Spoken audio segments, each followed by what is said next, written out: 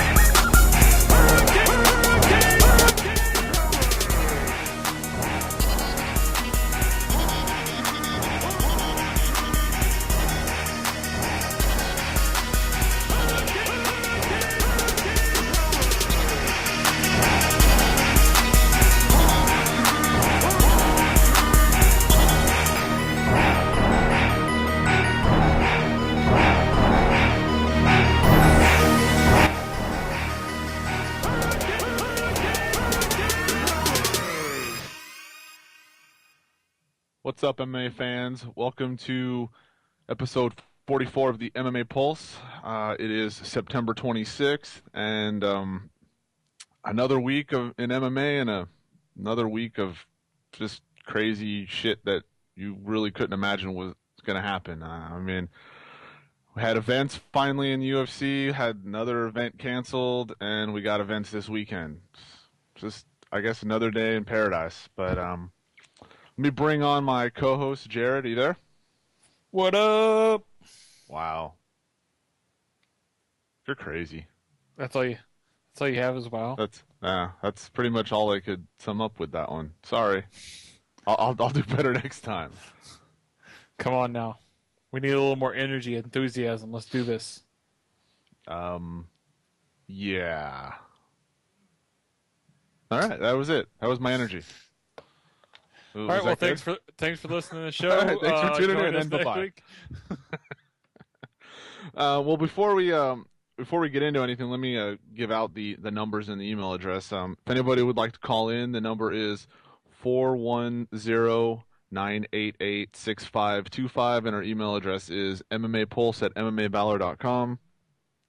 Today we're gonna go over the UFC 152. We'll talk about pretty much just the main card. We did our picks on there, and I do believe I lost. I'm not 100% sure on that one, but then we're gonna talk about some tragic news in Strikeforce, and then if we've got time, we're gonna let Jared talk about his favorite fighter in the whole wide world, Stipe Miocic. What's up? He's gonna kill Street this weekend. Just gonna annihilate. As long as the fight doesn't go to the ground, but we'll get to that at the end of the show. So, what were your thoughts on 152? Overall, I thought it was decent. Couple fights on the main card were all right. It's weird because DJ and Benavidez, it was a decent fight, but there was something that just wasn't necessarily exciting about it. I don't know how to explain it. Like, it was a good fight. Technically, they did an awesome job, but it just wasn't exciting. And then the Hamill fight, I could have, used that 18 minutes or whatever it was back in my life. Well, but, we said it last week that was going to be the show, the fight to go grab a beer. I mean, we knew exactly what was going to happen, that he was going to grind out a win, and that's what he did. I'm still trying to figure out why the heck they put that fight on the main card, but whatever. Yeah, I mean, whatever. I mean, the main card got started out with probably one of the most craziest knockouts I've seen, with Cub Swanson knocking out Oliveira. I mean, if there's ever delayed reaction where you got hit so hard that your brain goes back in time 5 seconds, that was that was it. Really was awesome. Back and went, oh wait, I should fall now. Yeah, it was. He definitely. That was definitely an interesting way to get knocked out. By the way, who'd you pick in that fight? I forgot. Yeah, I picked the guy who got knocked back in time. Oh, that's right. That's right. What did I say? A first round KO? I forget. I don't know. I deleted our last show. Sorry. Oh, dang, that sucks. Yeah, you got that one right, and you also got the Demetrius Johnson one. I picked Benavidez, and Johnson won by split decision, which I don't really think it should have been a split decision. It probably should have been unanimous. I mean, it was a close fight. It wasn't as dominant as Joe Rogan would like you to think. Yeah. But I mean, I think Johnson clearly won the fight. So those were the two that I had that got wrong. I couldn't Man, remember. I know we both picked Hamill and we both picked Jones. yeah. But didn't you pick Brian Stan, right? Was I right there? I thought we had different on three of them. So I I might don't actually start writing this down. I don't remember. I think I might have actually said I want Brian Stan to win, but I think Gotcha. Bisping is. I don't remember what I honestly said on that one.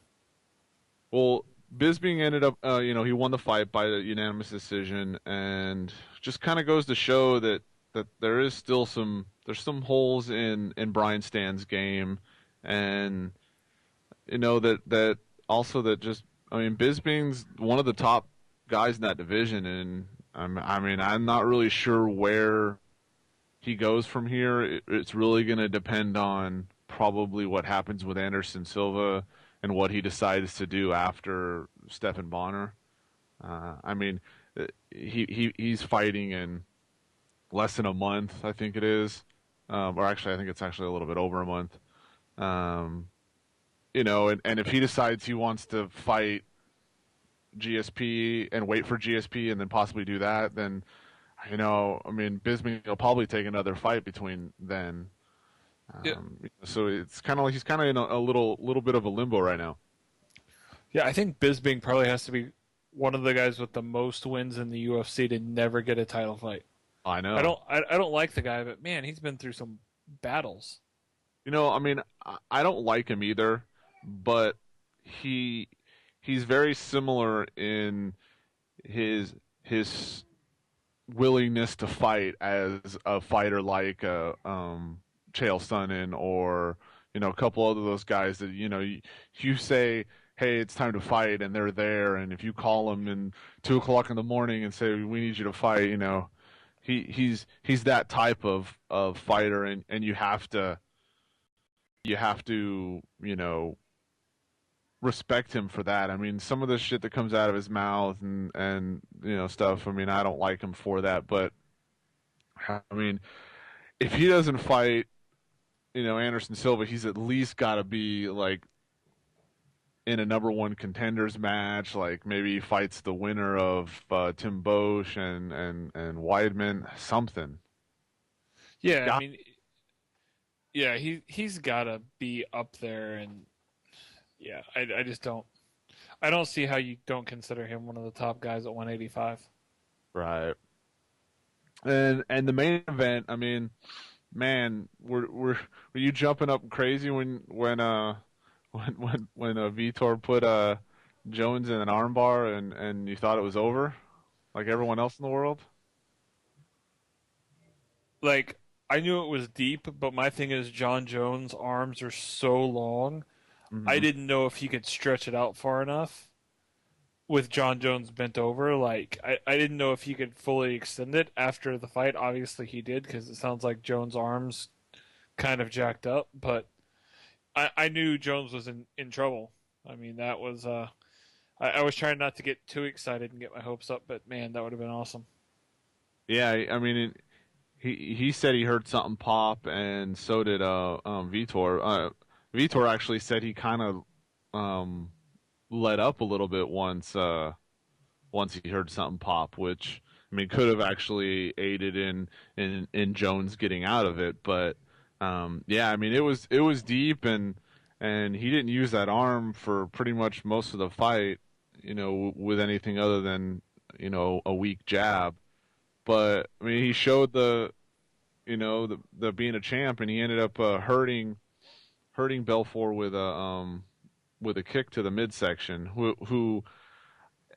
If I remember correctly, Belfort said that he actually had hurt his ribs prior to the fight. Yeah, So Vitor's an interesting fighter, but man, he's one of those fighters that seems he always has an excuse. And he's got the Tito Ortiz syndrome, before I huh? went into the fight, yeah, he does. He really does. Yeah, and that Americana that Jones got him in there, that was Ooh, at first I was like, man, he tapped hella fast, and then they showed a replay, and it was like, no, he tapped for good reason. yeah, his arm is about to be broke. His arm was about to be twisted. It was going to be like a pretzel or something. It was it was a gutsy win, and it was a gutsy performance from Vitor as well, and I mean, considering it was short notice, he's been fighting at a lower weight class. I think the fans got more than they had expected. I mean, I know I did. Oh, yeah. I figured the fight was going to be over within the first round, and it almost was, but it would have been the other way around. Yeah, I mean, Vitor put on a hell of a performance for taking the fight when he did. I mean, that was probably one of John Jones' toughest fights, since in the past couple of years. I mean, and he took it on short notice, and a smaller guy naturally, definitely did give him a good challenge. So, it proved to be a much better fight than I think a lot of people expected. For sure, and where Jones goes next is really going to be dependent on just how bad his arm is. I mean, he's been suspended indefinitely, but since the fight was in Canada, I think that was handled by a third party, and I mean, they just say indefinitely, and he's going to have it looked at more. I mean, if he's got structural damage in there, like ligaments, I mean, he could be out, anywhere from a month or two to 6 months or more. So what's next for him is really just, you really can't figure it out until you find out just how long he's going to be out. I mean, if he's out for a long period of time, you'll probably see, Machida fight somebody else, and the whole pecking order of the division could be different. Yeah, my guess is it'll be Machida versus the winner of Gustafsson, Hua, and then the winner of that fight will get Jones when he's healthy. Well, what about Henderson though? I mean, I know he was injured, but didn't think it was like a long-term injury. So he's still got to be there up there too. Yeah, the thing is I don't know if Henderson will take a fight with Machida or anyone else. Yeah, and that's, I mean, if that's true, I mean, when is Shogun and Gustav? When are they fighting? They're fighting on the Fox 5 card here in Seattle. Oh, okay. So that's in the beginning of December. So you wouldn't get a fight from till the first part of 2013. So yeah, I mean, depending on how between now and the end of the year, though. Yeah. I mean, I would think. Yeah, it's hard saying. Other than the main card, I mean, was there any other fights on the card that's jumped out at you? How about Igor taking Vinny down and then complaining about it on Twitter? Yeah, must be the stupidest fighter in the world. I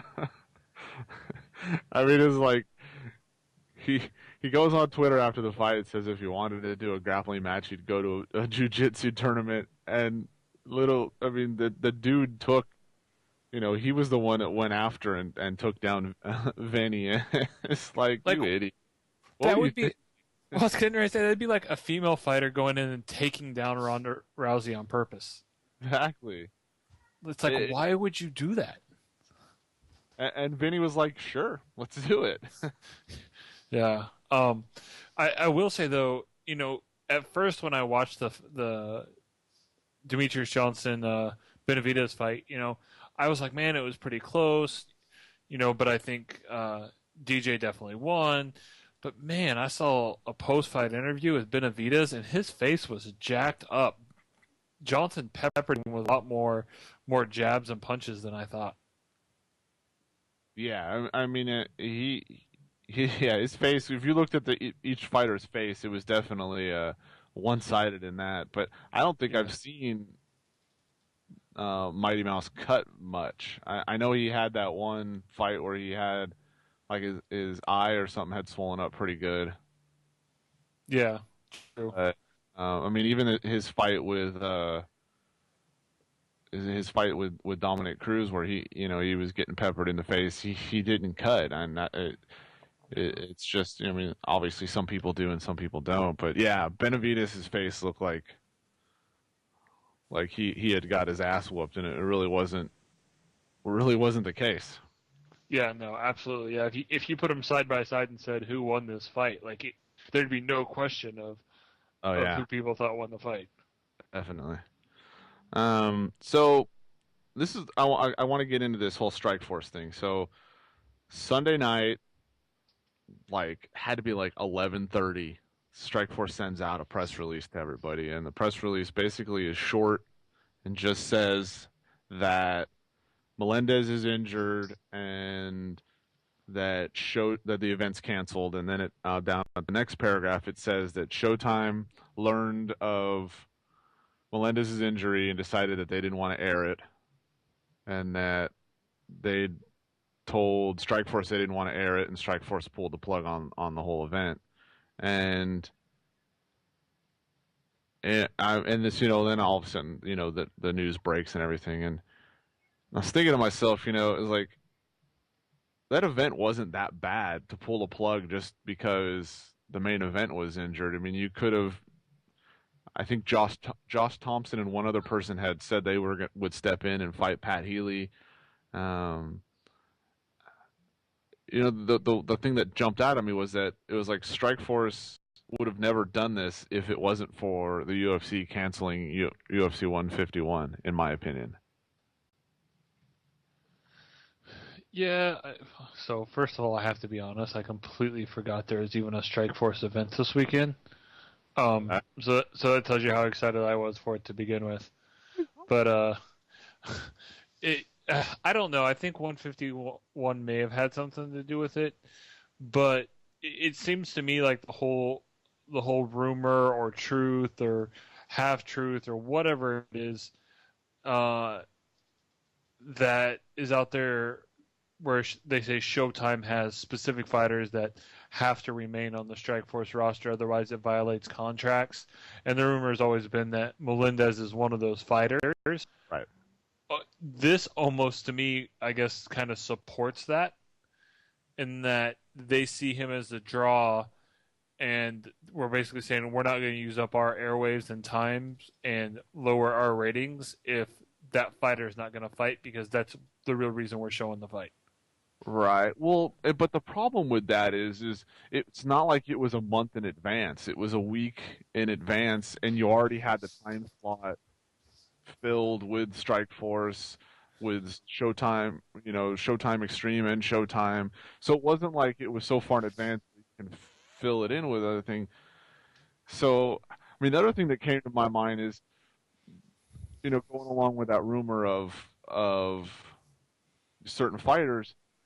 The rumor is that they have a certain amount of fights that they obligated to do, the contract between Strikeforce and Showtime. And once that contract ends, that's when everyone thinks that it's going to be, they're going to merge into the UFC and all that stuff. So my other thought was that it was one of those deals where, we'll just scrap this event and say we're not going to air it, and then we'll get one down the line that's going to have a title fight on it, and that type of deal. Yeah, I mean, I don't know. I think the UFC probably would have stuck to their guns if that's the case. I'm wondering if they just said, okay, we'll take one fight off of it, just because that relationship isn't good anyways. Yeah, so I don't know. I mean, it annoys me because of the fact that it was in an hour away from me and I was going to it. yeah. But for Showtime to say that, okay, well, we're not going to put it on the airwaves, on TV, it put Strikeforce in a bind. They really had no choice. Put it on. There wasn't enough time to try to put it on somewhere else. It would have had to been on like Facebook or something, and they wouldn't have got any money out of that anyway. But then they ended up paying the fighters anyway. So I just don't understand the whole thing. It's like if you were going to pay the fighter something, why not have them fight, even if you weren't on TV? Well, my guess is that it's the money comes, the big money comes in the fact that Showtime probably co-promotes with Strikeforce and pays, pays part of the. Yes. There's more money that they give to Strikeforce than they pay Strikeforce, so I'm guessing that there was a loophole for them, and in the long run, it saved them money. And while it is short notice, they can throw on, some brand new movie, or they can throw on other programming that will probably get them just as many viewers as a card without Gilbert Melendez and a title fight would get. Right. I mean, I understand that. It's just this whole bizarro world of events getting canceled is just really pissing me off, to be quite honest. I just don't. I mean, I sit here and, oh yeah, well, it's good for me. I can write something about it and blah blah blah. But really, the bottom line is it's. I mean, people are losing money and. Did you get your hotel? Did you get your hotel deposit back? Luckily I was, but I know of people that didn't.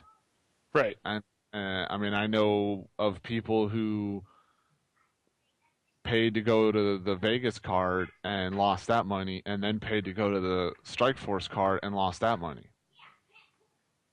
Yeah, that's crazy. I mean, it sucks, but it's life. I mean, it can happen with anything. Like, I know it's not cool, but I understand that, but I mean, basically, I as a fan right now in MMA, as a fan or a media member, 2 words: refundable rate. yes.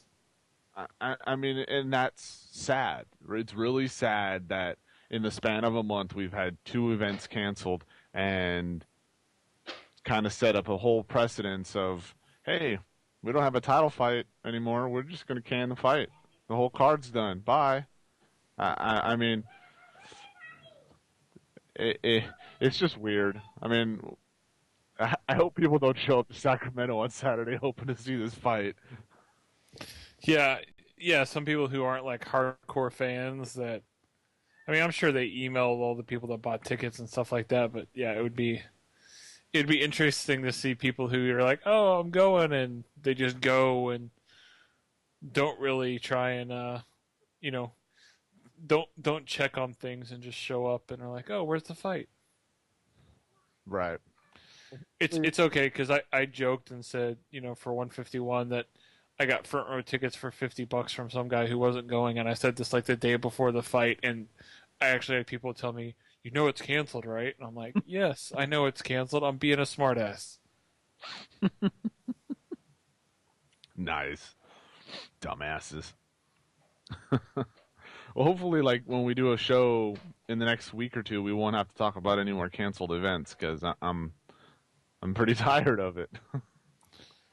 Yeah, it's whatever.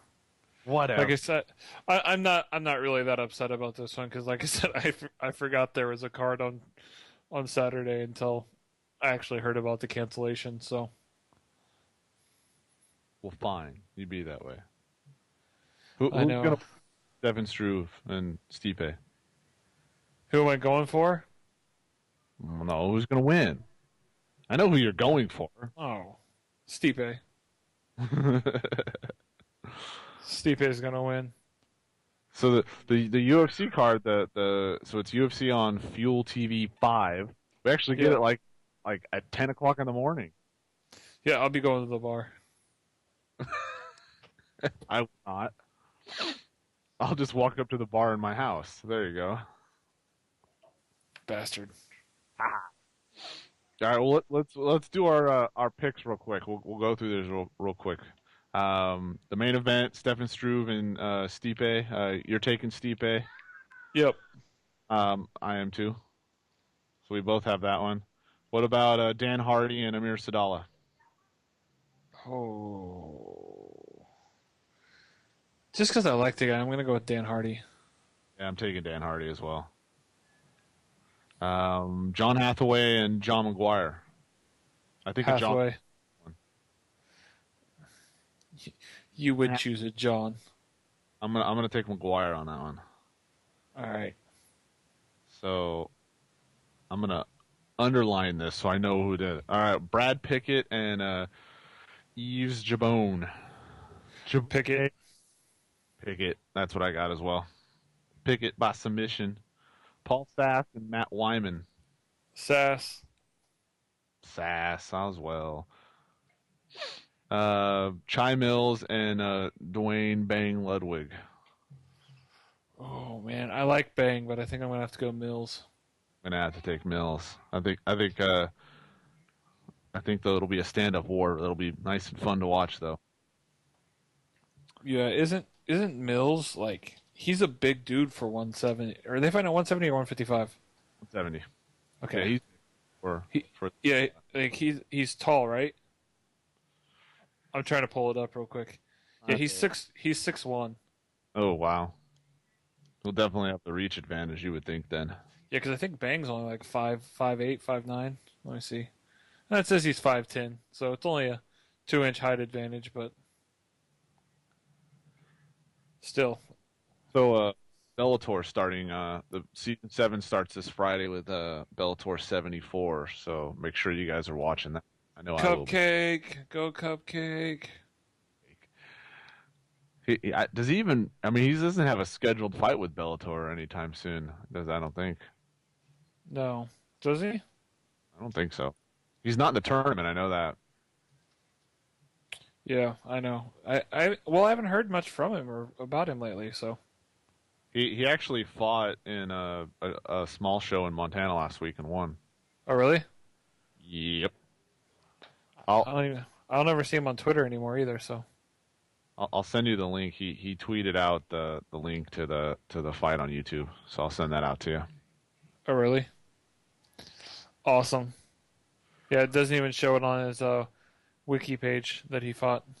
It was when I say small show, I mean it was like I don't even think it was like a all MMA show. I think it was like it was weird. The things I heard about it, I think they had like stunt bikes going on over their head. It was weird. Sounds perfect for him. It does. Make sure you guys follow the show on Twitter. Our Twitter handle is the MMA Pulse. You can follow me at Josh Wood MMA and Jared at Mr. Buttons WA. Follow MMA Valor on Twitter at MMA Valor and FightFans Radio as well. And make sure you check out FightFansRadio.com and MMAValor.com. And other than that, just thanks for listening, and I think we're out. Peace out.